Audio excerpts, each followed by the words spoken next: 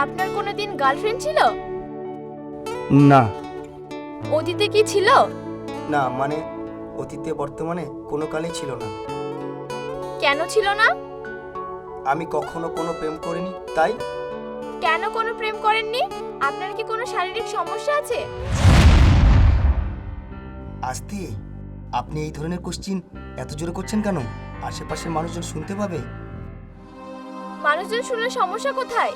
আর তাছাড়া আমাদের কথা কেউ শুনছে না, সবাই নিজ নিজ ব্যস্ত। তারপরেও আমি দেখতে পাচ্ছি তো কিছু মানুষ আমাদের দিকে তাকাচ্ছে। আপনি কি আমাকে দেখতে এসেছেন না আশেপাশের মানুষজনকে দেখতে এসেছেন? আমি আপনাকেই দেখতে এসেছি। তাহলে আমাকেই দেখুন। এখন বলেন, আপনার কি কোনো শারীরিক সমস্যা আছে কিনা? আমি সেটা কখনোই যাচাই করে দেখিনি, তবে আমার পুরো বিশ্বাস এই ধরনের কোনো সমস্যা আমার নেই। তাহলে আপনি কানে কানের কেন পড়েছেন? আরে এটা একটা ম্যাগনেট, এটা আপনাকে খুলে দেখাচ্ছি। না না, থাক থাক, দরকার নেই। আপনার শরীরে কি কোনো ট্যাটু আছে? একটাও নেই, আপনি চাইলে খুলে দেখাতে পারি। না না, খুলে দেখাতে হবে না। আচ্ছা, আপনার দাঁতগুলো তো কালো কেন? আপনি কি স্মোকিং করেন? না না, তেমনই স্মোকিং করি না। টেনশনের মধ্যে থাকলে মাঝে সাঝে একটা সিগারেট খাই। সে যাই হোক, আপনি ঘুমাতে যান কখন? 12টা একটা হয়ে যায়। তাহলে ঘুম থেকে ওঠেন কখন? নর্মালি 10টা ধরুন। আপনি ড্রিঙ্ক করেন? করি তো। ইয়ে মানে? না মানে আপনি কোন ড্রিঙ্কের কথা বলছেন? অ্যালকোহল মানে নেশা, নেশা করেন? আরে না না, ছিছি, তবা তবা। আমি একজন পিওর মুসলমান, ওসব করি না, শুধু ঠান্ডা খাই। এটা আমি বিশ্বাস করতে পারছি না। কোনটা? এই যে আপনি বম্বে থাকেন অথচ কোনো প্রেম করেন না, কোনো নেশা করেন না, এটা কি করে সম্ভব? আরে বম্বে থাকি বলে কি এটা সম্ভব? প্রেম করতে হবে, নেশা করতে হবে, আর তাছাড়া সবাই তো একরকম হয় না, তাই না? আপনি আমাকে এত প্রশ্ন করছেন কেন? কারণ আপনি বম্বেতে থাকেন অথচ আপনার মধ্যে কোনো খারাপ দিকই নেই। আবার বলছেন কোনো প্রেম করি না, কোনো নেশা করি না। ব্যাপারটা কিরকম অস্বাভাবিক লাগছে না? অস্বাভাবিক লাগছে না কারণ আমি কাউকে প্রেম করি না, কোনো খারাপ কাজে লিপ্ত থাকি না। কারণ আমার ছোটবেলা থেকেই পড়াশোনার উপর খুব নেশা, আর আমার সমস্ত ভালোবাসা গুছিয়ে রেখেছি আমার ওয়াইফের জন্য। শুনতে একটু উষ্ণ লাগলেও আমি এরকমই। বুঝলাম। তাহলে কি আপনি নাইট ক্লাবে যান? না। আপনার কি এসআইপি আছে? না। আদেও কি আপনি বম্বে থাকেন? না আপা, আমি চাঁদে থাকি। আমার সাথে একদম ফাজলামি করবেন না, আমি আপনার বউ না। দেখেন, আমি সত্যিই বম্বেতে থাকি, আর যেখানে থাকি সব রকম প্রুফ আছে আমার কাছে। আপনি চাইলে আপনাকে আমি দেখাতে পারি। এই নিন আপনাদের অর্ডার। দুটো ঠান্ডা দিয়ে যাবে। ঠিক আছে।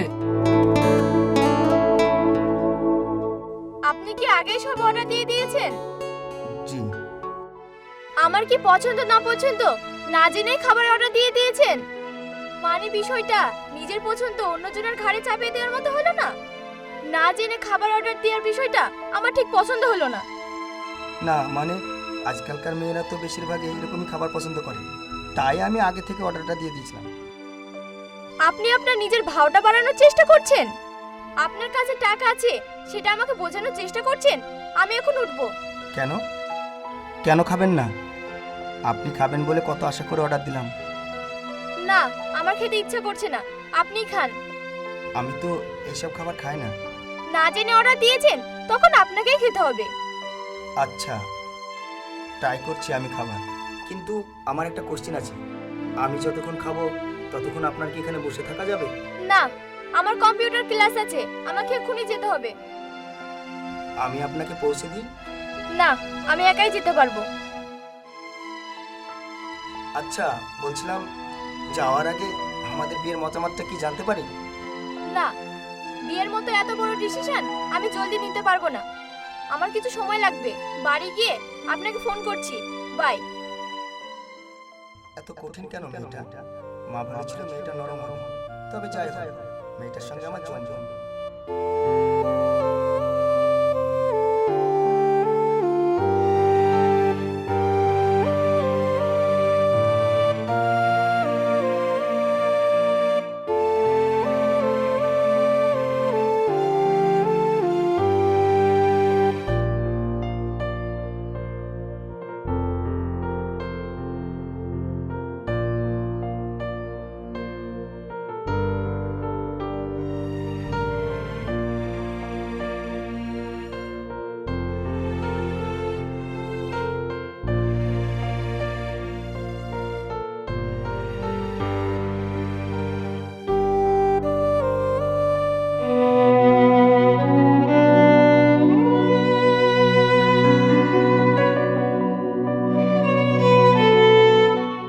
কি দাদু ভাই, দুপুরে খাওয়া হয়েছে? না না, আমি এখনো কিছু খাইনি। তাহলে চলুন আমার সঙ্গে, আজকে দুপুরে খাবারটা আমার সঙ্গেই খাবেন। না না, আমি যাব না। আরে ভয়ের কিছু নেই, একটু আগে দেখলেন না এখান থেকে একটা মেয়ে রাগ করে চলে গেল? ওটা আমার হবু বউ, আমার উপরে রাগ করে চলে গেল, কিন্তু কেন চলে গেল জানি না। হবু বউয়ের জন্য রেস্টুরেন্টে খাবার অর্ডার করেছিলাম, কিন্তু রাগ করে না খেয়েই চলে গেল। তো চলুন আমার সঙ্গে, আমরা দুজনে একসঙ্গেই খাবো, চলুন।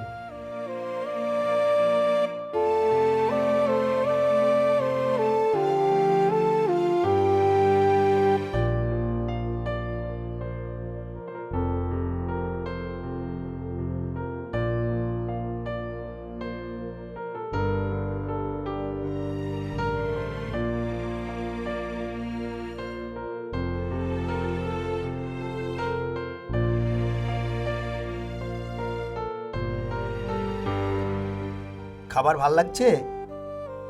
হুম।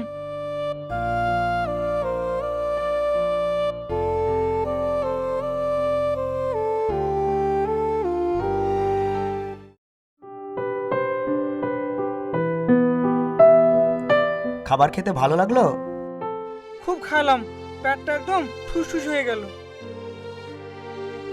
তাহলে একটু একটু দোয়া করে দিন। দোয়া করি দাদু ভাই অনেক বড় হোক, আমি দোয়া করি। শুধু আমার জন্য নয়, আমাদের দুজনের নামে দোয়া দিয়েন। আমি আর ঋতু যেন সুখী হই, ঋতুর মনটা যেন নরম হয়ে যায়, বিয়েতে যেন রাজি হয়ে যায়। আল্লাহ, তুমি নিতু নাকবর মনটা নরম করে দাও।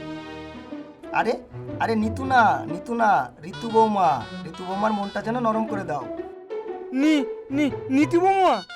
আরে ঋতু না, নিতু না, ঋতু বৌমা। লিতু। বুঝলাম আপনার দ্বারা হবে না, আপনি নিতুই বলেন। শুধু আল্লাহর কাছে দোয়া করেন যে ঋতুর মনটা নরম হয়ে বিয়েতে রাজি হয়ে যায়। আল্লাহ, নিতু বৌমা যেন বিয়েতে রাজি হয়ে যায়, আমিন। একদিন আপনার নাতবো, আমি আর আপনি এই জায়গাতে পেট পুরে ডিনার করতে আসবো। হ্যাঁ, সেই দিন আমি বউটাকে নিয়ে আসবো। হ্যাঁ, অবশ্যই নিয়ে আসবেন। চলুন এখন ওঠা যাক।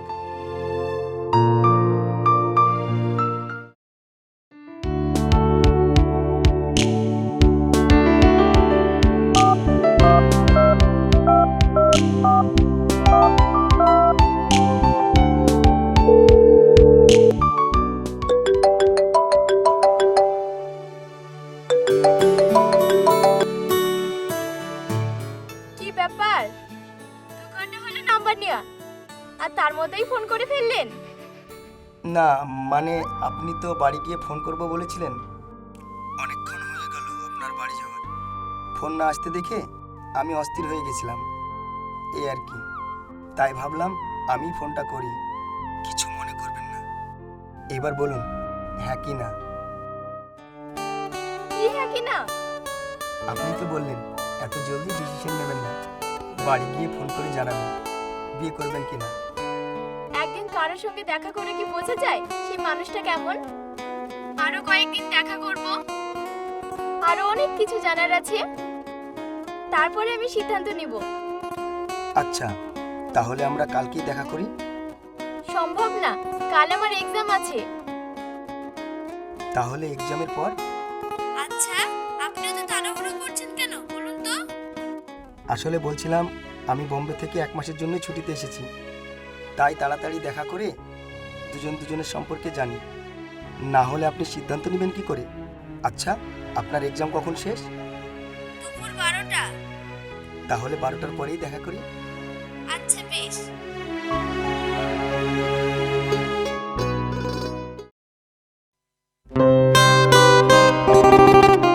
আপনার এক্সাম কেমন হলো?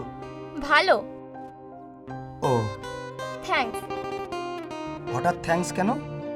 ওই যে কালকে আমি চলে আসার পরে একজন ভিক্ষুককে ডেকে নিয়ে এলে, আমাদের খাবারগুলো যত্ন সহকারে ওই ভিক্ষুকটাকে খাওয়ালেন, সেই জন্য থ্যাঙ্কস। এ কি, আপনি জানলেন কি করে? আপনি কি নোটিশ করেছেন আমাদের পাশের টেবিলে দুজন ছেলে আমাদেরকে নোটিশ করছিল?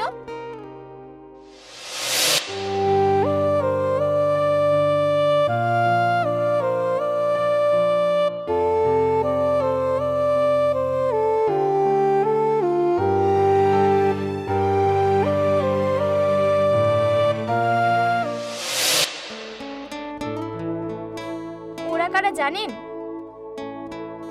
না, আমি কি করে বলবো ওরা কারা? একজন আমার খুব প্রিয় বন্ধু। আচ্ছা গেস করুন তো আরেকজন আমার কি হতে পারে? I have no clue. আর তাছাড়া আমি সেইরকম ভাবে ওদেরকে নোটিশ করিনি। আর একজন হলো আমার ভাই, যে আমার সব থেকে কাছের, যাকে আমি সব কথা শেয়ার করি। আপনাকে সামনাসামনি যাচাই করার জন্য আমি ওদের দুজনকে নিয়ে গিয়েছিলাম। আমি চলে আসার পর আপনি যতক্ষণ ওখানে ছিলেন ওরা আপনাকে পর্যবেক্ষণ করেছে। আচ্ছা, তো পর্যবেক্ষণের রিপোর্ট কি? নেগেটিভ না পজিটিভ? পজিটিভ।